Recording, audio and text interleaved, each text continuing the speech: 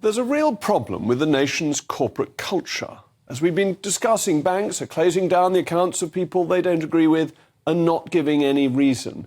This has affected people we know from this programme, including Nigel Farage, who suddenly found not only that his account was closed, but he couldn't open other ones. We've had the reports of supermarkets gouging customers on petrol prices, over 25p a gallon more than they need to be because they have kept prices high. And it's very odd that competition hasn't worked, because competition in a free market ought to see prices come down and the margins on petrol remain pretty stable. So the supermarkets, the banks, and then Unilever. This is really serious, because Unilever has been accused by the Ukrainian government of being an international sponsor of Putin's war.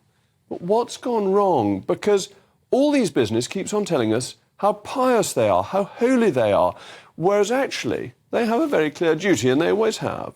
Businesses have to obey the law. They need, in their own interests, to serve their customers, and they have a fiduciary duty to their shareholders. What does that mean? Well, shareholders own the business. They are the ones, whether they own one share or they own millions of shares, who physically own the business. And they then employ the chief executive and the chairman and the board to run it on their behalf. And the job of the board is to run it, to pay dividends and to increase the value of the business for the shareholders. It's not their job to give their political opinions or to moralise, because the moralising doesn't make money for the shareholders, doesn't meet their fiduciary duty, but it also ends up being dangerous and hypocritical. Let's just take HSBC, the Hong Kong and Shanghai Banking Corporation. It's the top-rated bank by Stonewall. That's great. It encourages nurseries to do more to recognise children's trans identities. As it happens, I wouldn't want my children's trans identities to be identified. I hope they haven't got them.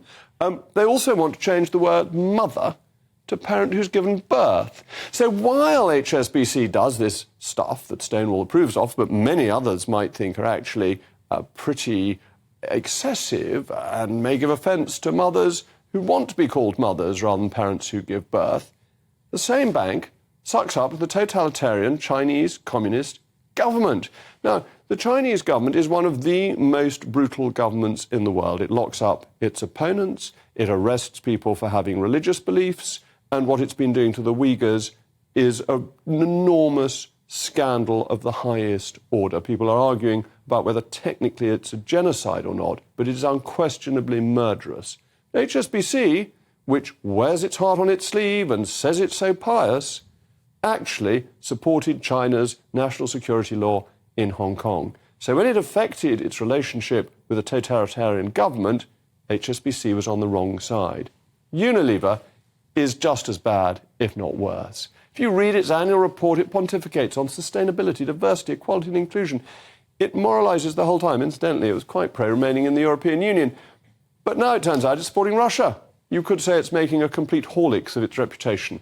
Unilever, including Horlicks, has some of the best-known brands in the world, famous over the decades. Those of us who think about Dennis Compton, a cricketer in the 1950s who was known as one of the Bilcreen boys, Domestos, which kills all known germs dead, Persil, which washes whiter, and the one Cornetto that comes from All's Ice Cream. These may or may not be good products, but a company that currently trades with Russia is a moral vacuum, and its virtue signalling is humbug. If we want to be preached to, we'll go to church. Not such a bad idea. But as always, I want to know what you think. Mailmog@gbnews.com.